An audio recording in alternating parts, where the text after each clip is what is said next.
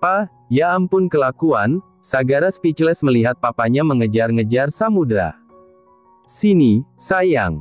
Opa ingin menggendong Nagara. Opa tidak akan menyakiti Nagara. Tidak mau. Jangan mengejarku lagi. Aku benci kakek tua jahat. Kakek tidak jahat. Aduh pinggangku. Prayoga memegang pinggangnya. Aduh, cu. Berhenti berlari. Opamu ini sudah tidak sekuat dulu. Opa sudah ngos-ngosan ini. Samudra berlari ke arah Nadira dan Sagara, lalu bersembunyi di belakang mereka. Dengan takut-takut, bocah kecil itu mengintip sedikit-sedikit dari belakang tubuh mominya. Nadira terus menatap Prayoga waspada sambil mengusap rambut putranya. Instingnya sebagai seorang ibu menyala kuat untuk melindungi putranya dari kejahatan yang mengancam. Sudah tahu, sudah tua, masih saja lari-lari, heran Sagara. Papa lari juga bukan tanpa alasan. Papa ingin menggendong cucu papa. Tapi Nagara lari terus. Mana larinya kencang sekali, bagaimana bisa papa menangkapnya? Ya ampun astaga, papa jadi ingat masa kecil papa. Nagara persis sekali seperti papa waktu kecil. Kencang sekali saat berlari. Sagara berdeci mendengar papanya mulai membual. Sementara Nadira hanya diam dan terus mengamati Prayoga. Entah hanya perasaannya saja atau tidak ada tanda-tanda kekejaman di mata Prayoga seperti dulu. Nadira, Sagara, Emma dan Natasha berteriak dari gerbang utama karena para bodyguard tidak mengizinkan mereka masuk. Ma, Bu Emma, lirih Nadira. Nadira menitipkan Samudra pada ayahnya dan bergegas berlari menuju ke gerbang. Buka gerbangnya, perintah Nadira pada ketua bodyguard.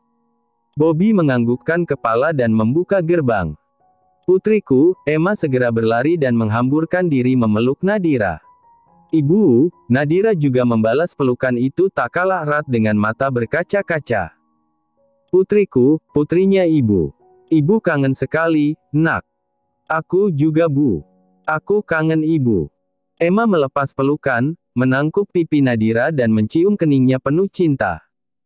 Rasa haru membuncah membuat Emma tak kuasa meneteskan air mata.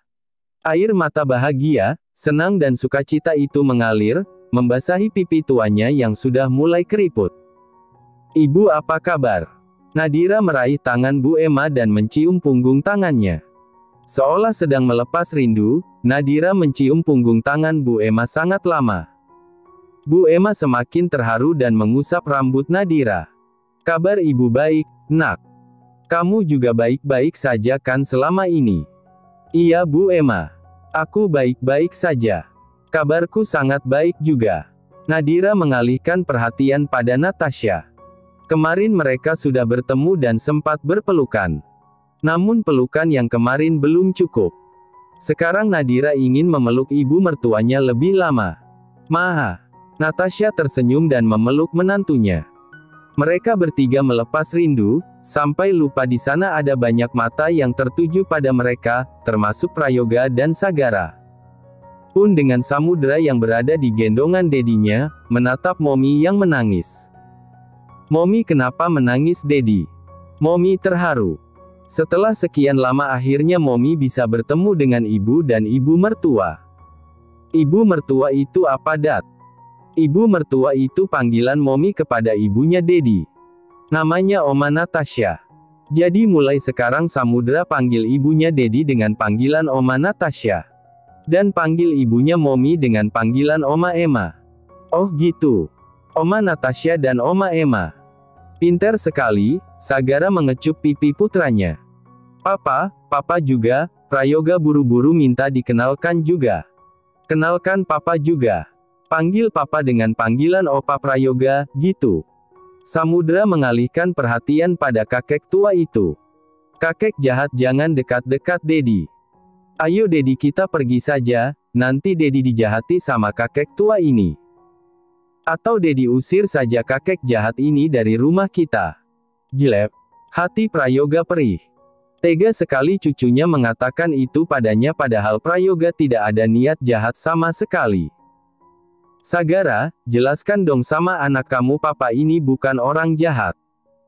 Entahlah, Sagara antara kasihan, kesal tapi juga ingin tertawa melihat wajah melas papanya. Samudra mau nggak bicara sama kakek ini? Tidak mau, Samudra melengos. Hancur, hancur, hancur hati Prayoga. Sedih sekali melihat penolakan cucunya. Namun ada satu hal yang membuat Prayoga penasaran. Sebenarnya namanya Samudra atau Sagara? Samudra. Namaku Samudra, seru Samudra keras. Astaga, astaga. Prayoga nyaris berteriak. Samudra mau menatap matanya dan berbicara padanya meskipun dengan nada jengkel. Oh gitu ya, nama cucu kakek Samudra. Prayoga mengangguk-angguk sambil tersenyum lebar. Nama kamu mirip dengan dadimu. Samudra artinya lautan yang luas. Begitu juga Sagara, dalam bahasa Jawa itu bacanya segoro, artinya lautan yang luas juga. Ah, Sagara baru ngeh sekarang. Ternyata bukan tanpa alasan Nadira memberi nama anak mereka dengan nama Samudra. Ternyata karena nama Sagara dan Samudra memiliki nama arti yang sama. Jujur saja, Sagara sempat sedih karena Nadira tidak menamakan anak mereka dengan nama Nagara, nama yang sudah mereka sepakati sejak awal. Tapi sekarang setelah tahu arti nama mereka sama, Sagara lega dan senang. Oh ya, tadi Opa belikan banyak mainan untuk Samudra. Samudra mau lihat-lihat mainan di luar. Bujuk Prayoga. Tidak mau. Lihat dulu saja. Nanti Opa temani bermain. Aku tidak mau. Jangan paksa aku, Samudra melotot tidak suka, lalu memeluk leher dedinya. Dedi, aku tidak suka kakek ini, Dedi. Aku tidak mau dekat-dekat. Iya, kita ke sana saja. Sagara mengayun-ayunkan Samudra dalam gendongannya dan membawa pergi, menjauh dari Prayoga. Prayoga hanya bisa menarik napas sendu. Tidak usah ditanya lagi bagaimana perasaannya sekarang. Sedih sudah pasti. Siapa juga yang tidak sedih ditolak oleh cucu satu-satunya. Tapi mengingat-ingat kesalahannya pada Nadira dulu, rasanya Prayoga pantas mendapatkan semua ini. Apa dia harus meminta maaf pada Nadira? Tapi kan, masa iya dia harus minta maaf pada gadis kampung itu? Ya, sekarang memang tidak kampungan lagi. Dia bekerja di salah satu perusahaan besar. Bahkan menyandang nama belakang Tamiko. Tapi tetap saja, asal-usul Nadira itu dari kampung. Orang tuanya pasti dari kampung juga. Ada darah kampungan yang mengalir di daerahnya. Nadira membiarkan Samudra bermain dengan Dedi. Sementara dia sendiri sedang menikmati secangkir teh bersama Bu Emma dan Mama Natasha. Waktu itu ayah mertua kamu bilang, kedatangan kamu ke sini ingin bercerai dengan Sagara. Itu tidak benar kan? Tanya Natasha. Iya, Ma. Aku ingin bercerai dengan Mas Gara. Emma dan Natasha saling menatap sendu. Kemudian terdengar helaan nafas panjang dari Natasha. Mama mengerti sikap Sagara yang dulu memang sangat keterlaluan. Dia tidak menghargai kamu sebagai seorang istri, mengabaikan kamu dan menjalin hubungan dengan mantan kekasihnya di belakang kamu. Alasan itu sudah sangat cukup untuk kamu membenci Sagara. Tapi, sisi buruk manusia, pasti ada sisi baiknya kan, contohnya Sagara. Mama akan menceritakan apa saja yang Sagara alami selama 6 tahun ini setelah berpisah dengan kamu. Semua yang akan Mama ceritakan ini real apa adanya. Menarik nafas dalam-dalam, Natasha mengeluarkan perlahan. Lalu mulai bercerita. Setelah kamu pergi malam itu, pagi harinya kejahatan Cassandra dan seluruh keluarganya terbongkar. Ternyata bukan hanya 1-2 kejahatan yang mereka lakukan, ada banyak sekali. Pertama, insiden lampu jatuh di resepsi pernikahan kalian malam itu, ternyata rencana dari orang tua Cassandra. Mereka ingin melenyapkan kamu dan Sagara. Tujuannya, sangat membuat Mama geleng-geleng kepala. Mereka ingin Sagara mati agar Derek, menantu mereka, bisa menjadi CEO. Kedua, mereka juga yang mengusulkan ide dan membantu Cassandra pura-pura hamil setelah keguguran 3 bulan. Dan yang ketiga, sekaligus yang paling parah. Mereka mencoba membunuh Sagara dengan menyewa sopir truk untuk menabrak Sagara. Ternyata kecelakaan hari itu bukan murni kecelakaan, tapi ada campur tangan orang tua Cassandra. Nadira terhenyak mendengar cerita itu. Syok luar biasa. Ternyata rentetan demi rentetan kejadian buruk yang menimpa keluarga mertuanya dilakukan oleh orang dalam. Besan mereka sendiri. Kami memenjarakan mereka. Tapi di tengah proses hukum, Satya kecelakaan dan meninggal. Badannya hancur dan terbakar.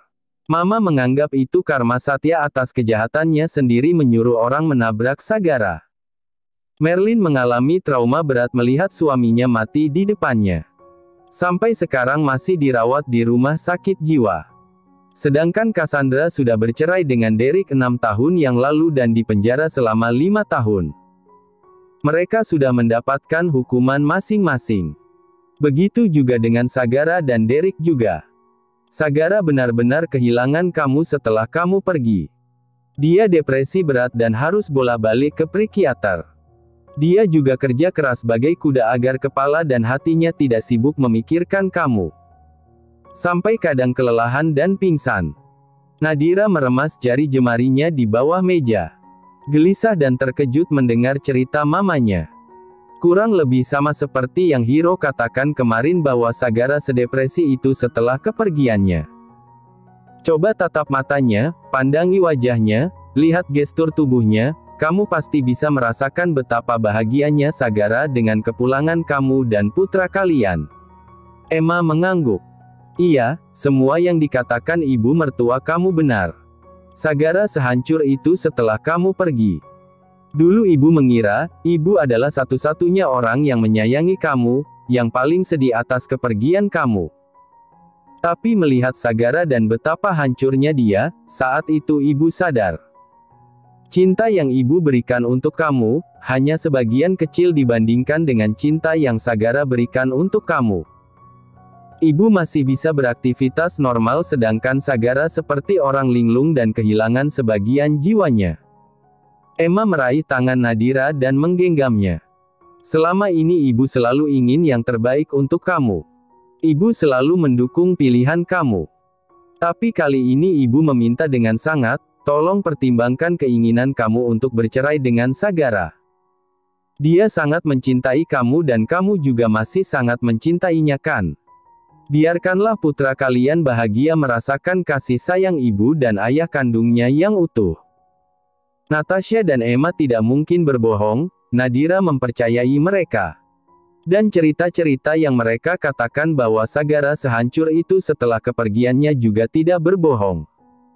Jadi, selama ini Nadira tersiksa oleh pikirannya sendiri.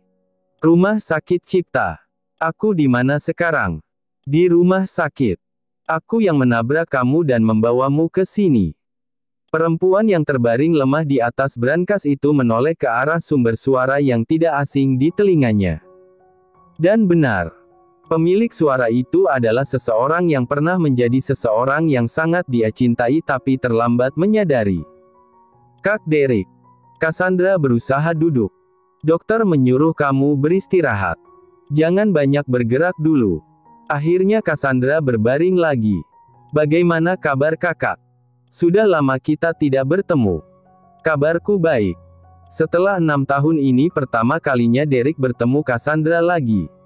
Entah bagaimana kehidupannya, Derek tidak tahu, tidak peduli dan tidak mau mencari tahu juga. Tapi sekilas dari kondisi fisik, Cassandra mulai menua. Sekarang usianya mungkin 34 tahun, 2 tahun lebih muda dari Sagara. Kulitnya tidak sesegar dulu, ada beberapa keriput di sekitar mata. Pakaiannya juga sederhana dan rambut panjangnya dikuncir.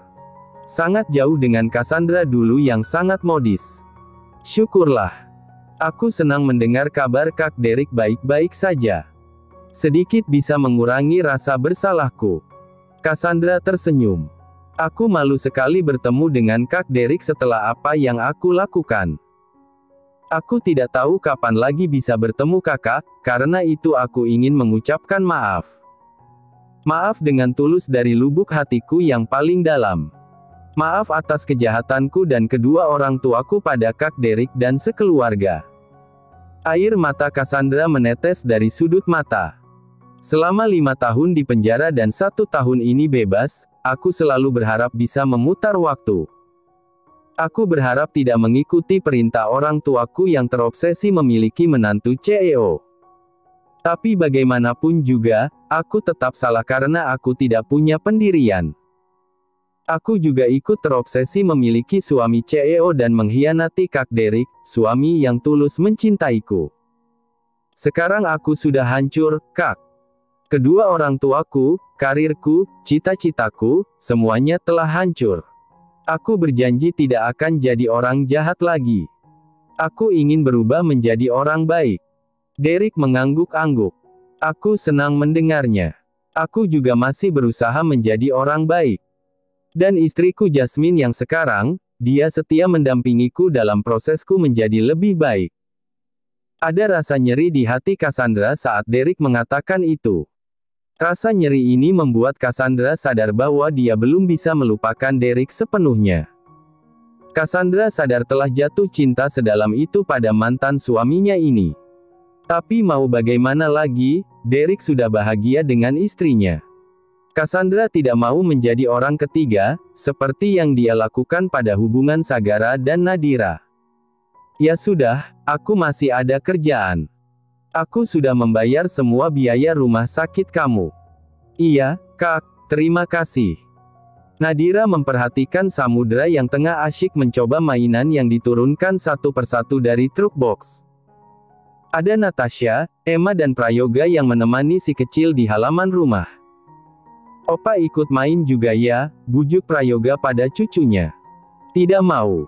Aku cuma mau main sama Oma Natasha dan Om Emma.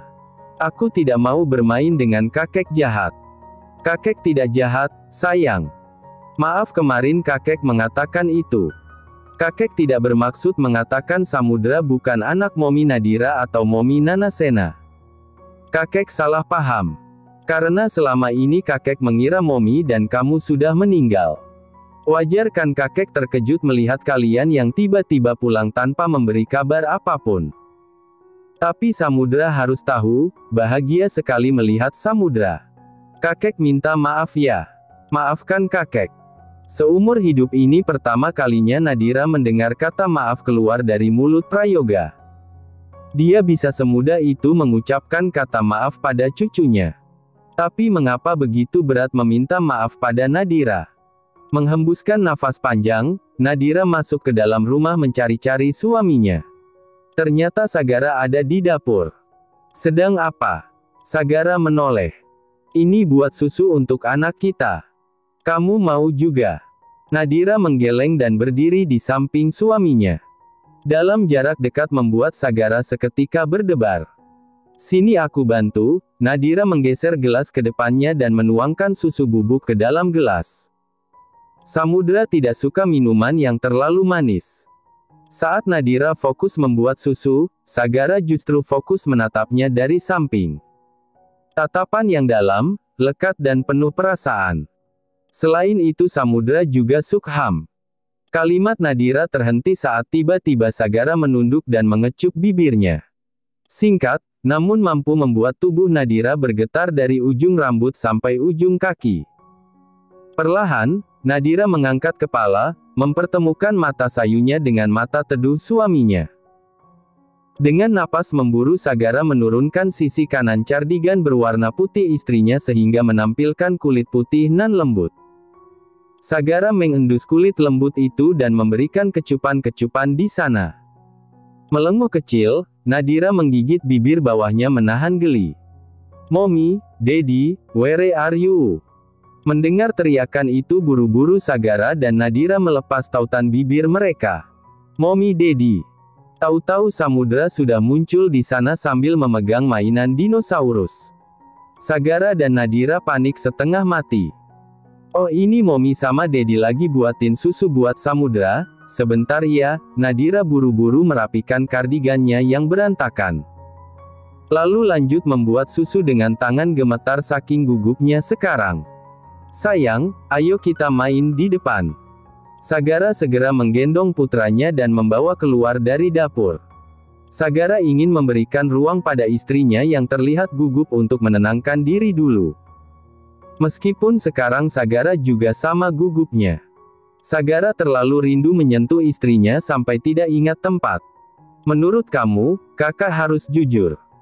Tanya Hiro sambil menoleh pada Sonya yang berjalan di sampingnya. Sekarang mereka ada di mall. Hiro ingin membelikan mainan untuk Samudra karena kemarin si kecil merengek ingin mainan. Bingung memilih mainan yang bagaimana, akhirnya Hiro meminta bantuan adiknya. Sekarang mereka sudah ada di lantai 3 mall, lantai khusus pernak-pernik dan mainan anak-anak. Jujur soal apa, Kak? Soal selama ini kakak yang menyembunyikan Nadira. Sonya berhenti berjalan dan tampak berpikir. Menurutku sih jujur aja. Oh, kakak melakukan itu demi kebaikan Nadira juga kan? Kakak melindungi Nadira dari orang-orang yang berusaha membunuhnya. Hiro mengangguk-angguk. Nanti kakak cari waktu yang tepat. Tapi yang pasti Sagara pasti marah besar. Jadi kalau nanti kakak pulang-pulang babak belur, kamu jangan nangis ya. Sonya tertawa. Ya kakak jangan diem aja dong ditonjok. Bales tonjok juga. Hiro terkekeh, melingkarkan tangan di pundak adiknya dan menggesekkan dahinya di sisi rambut Sonya. Oh ya, Kak, ngomong-ngomong. Selama 6 tahun ini kan kakak menyembunyikan Nadira. Otomatis kalian sering bertemu, sering berkomunikasi, dan sering menghabiskan waktu bersama. Yakin kakak nggak jatuh cinta? Apalagi Nadira secantik itu. Aku yang perempuan saja terpesona melihat kecantikannya apalagi laki-laki. Hiro tampak berpikir sebelum menjawab. Saat pertama kali bertemu Nadira, kakak juga langsung tertarik. Sulit dijelaskan perasaan kakak saat itu dan selama ini. Tapi rasanya kakak selalu ingin melihatnya, terus ada di sisinya, menjaga dan melindunginya. Berarti kakak mencintainya. Mencintai Nadira.